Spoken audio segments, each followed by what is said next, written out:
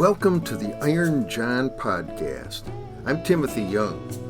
In the fall of 1988, our men's conference was especially potent. Our headliners included Robert Bly, James Hillman, Robert Moore, and Etheridge Knight. For me, it was even more exciting. Bly focused most of his presentations on the deep material meaning of the poems of William Blake. Poetry shined at that conference. Etheridge's poems shook the men's hearts with his passion. I was able to bring in fellow Minnesota poets Thomas R. Smith and Roy McBride. Here's a recording of their part of the Evening of Poetry.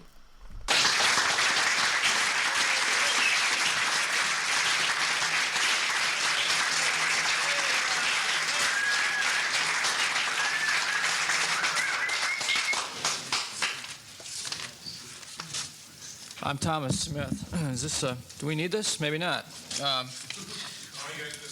Okay. Doesn't sound like a mic to me.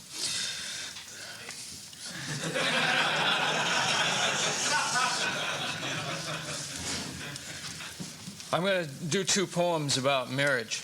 That's been coming up a lot, especially for the group that I'm in right now. This is a poem about early marriage, very early marriage. In a canoe on Clearwater Lake. Each stroke of the paddle raises the coolness of autumn. Reeds brush the sides and bottom of the canoe. Even those stiff and brown with age bend as we pass. You and I, married only these few days, float above so much we do not see. Our small craft drifts negligently when we do not stir the water. Nice poem.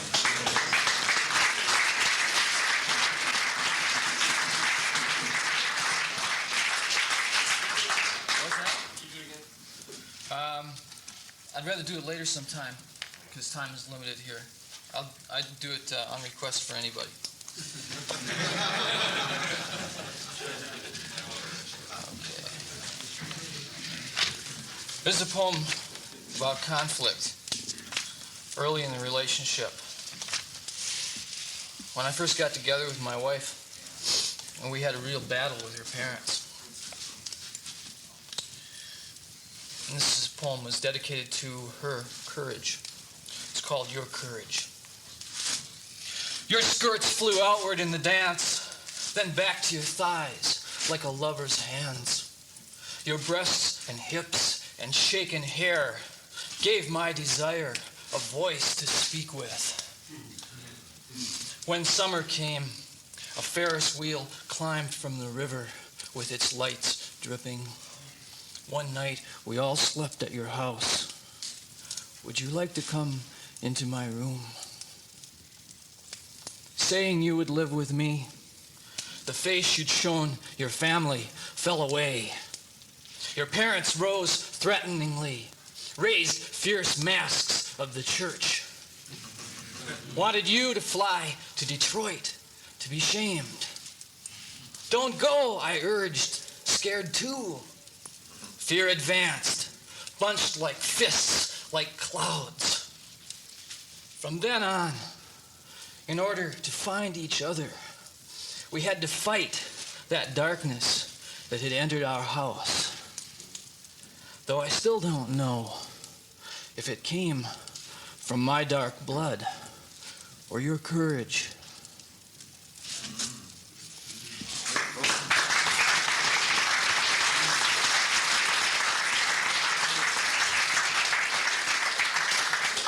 There was a lot of fear in there, as you could hear. I'm kind of an expert on fear of love. I have lots of poems about that, but this is one of the first poems that I wrote in which I felt that fear leaving me. It's called The White Turtle. It's in 3 little parts. The stag's antlers branch in cool forest shadows. the static channels, the unburning, bone-tipped flames. The stream bed in the desert receives the flowing rain, and blood flows visibly in pink candelabra on the white turtle's shell.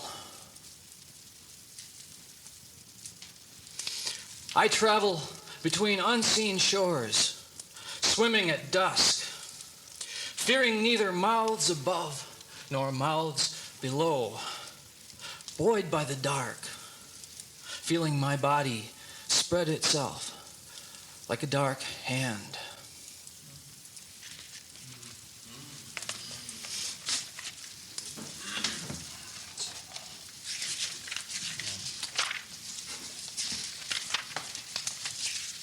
I have a poem here which is from a group of poems I wrote celebrating the fallows cock. A tall mullen. This is a prose poem, so it's a little looser than those that I read before. A tall mullen. You know what that plant is, everyone? No? Well, I describe it in the poem, but it grows often by the sides of roads and near railroad tracks. This stalk has nothing of the sheltering mother curve. Small things lodged between its stem and leaves are less received than accrued. It includes them thoughtlessly in its ascent. Petals, bits of old leaves, insects in morning torpor, the salt fields of dew. It is manly core, pith, backbone, a straight line ruled from the ground. Purposefully it rises, or allows itself to be raised by some god commanding uprightness, up through successive layers of hairy leaves sheathing in fierce flame-like postures, the vertical mystery. It is a means to something. Its emblem, the long cluster, a cob that crowns the pole with yellow garlands drawn from all its gleaning, its dying and returning from death. The mullen blossoms emerge from hard bud shapes that concentrate the whole plant's resolve. They repeat the penetrating yet womb-like space of copper culture pots. They are a cry from the lake, a dawn that separates the darkness.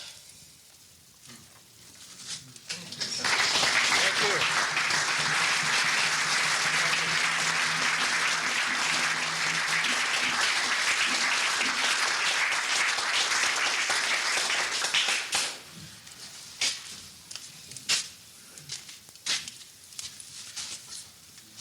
Floor, door, steps, sidewalk, streets, cars, cars, cars, cars, cars, cars, cars, cars, trucks, buses, trains, planes, ships, elevators, escalators.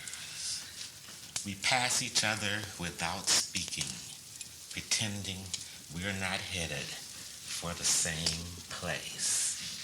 Through the traffic, traffic, traffic, traffic, traffic, traffic, traffic, traffic. J-Bus, rocking down K Street, full of loneliness. Shopping bags of loneliness, boxes wrapped in loneliness. J-Bus, rocking down Hennepin Avenue, loneliness. Exact fare, no change in the traffic. Traffic, traffic, traffic, traffic, traffic, traffic, traffic, traffic,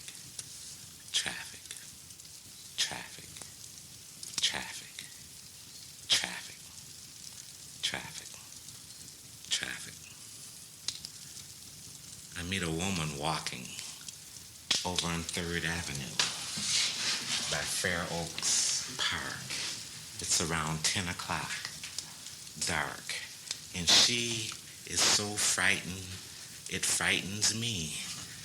Should I stop, run away, say I'm big, I'm harmless, though big, black, full of the same fantasies that fuel the fire, the fear, the tear?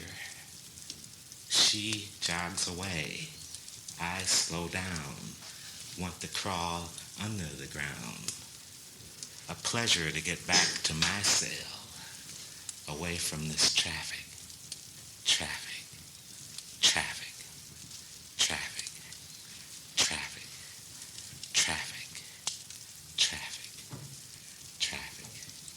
Mama told that girl not to go downtown, but those bright lights, city nights, she could make it, she could take it, she could dance, she might find romance.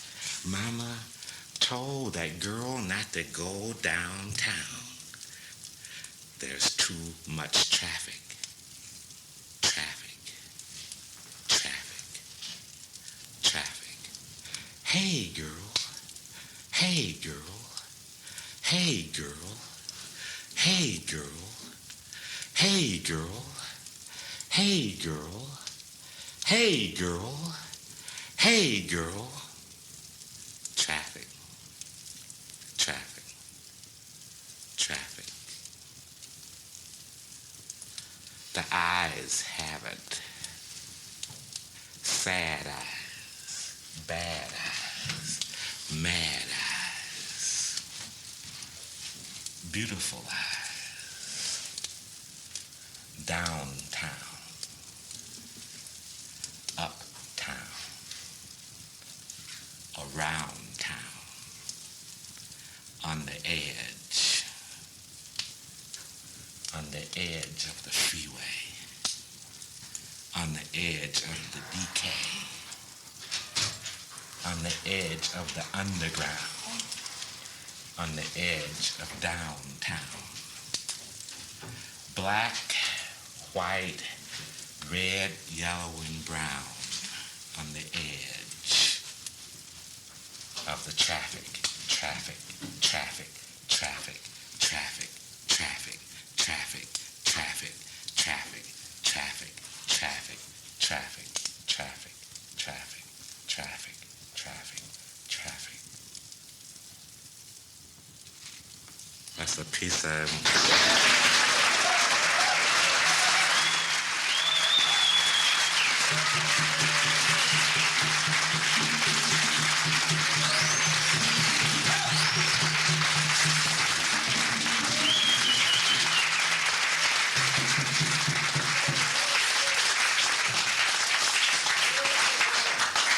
Thank you.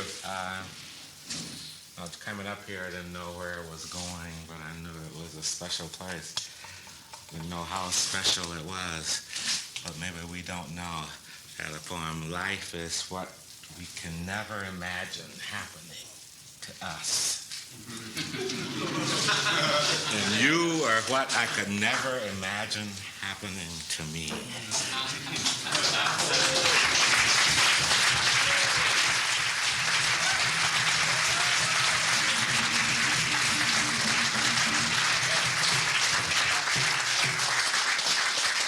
It was 20 years ago today, Sergeant Pepper taught his band to play.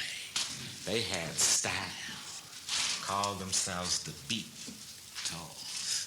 Getting high, getting strange, fire on the horizon, strangers in a strange landscape, integrate, congregate in the summer of love. Summers of convergence, create new nations. It was 200 years ago today, Sergeant Pepper taught his band to play. They had style, called themselves the Constitutional Convention.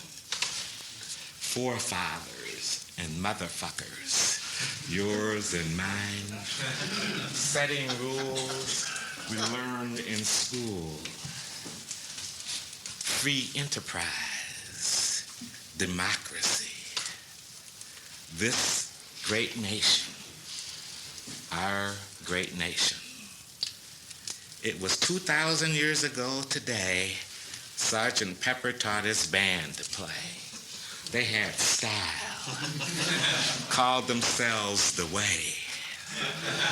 Long hairs with bread and wine, preaching immaculate convergence. Peace and love in all the nations. Sergeant Pepper's Lonely, Sergeant Pepper's Lonely, Sergeant Pepper's Lonely Hearts Club Band.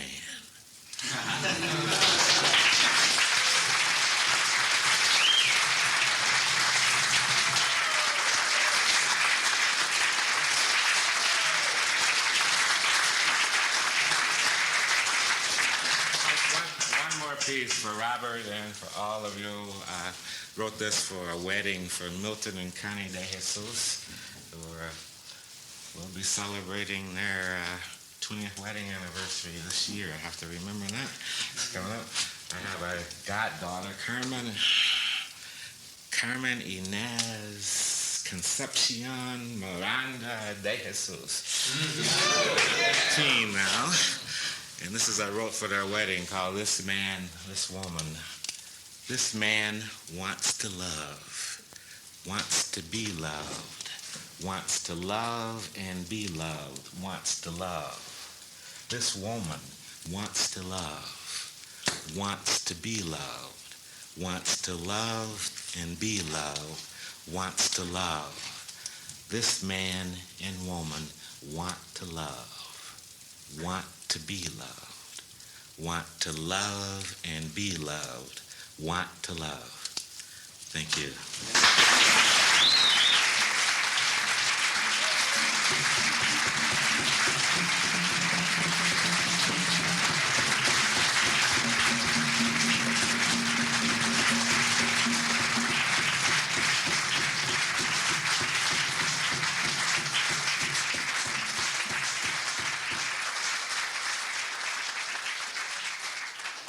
I'm so glad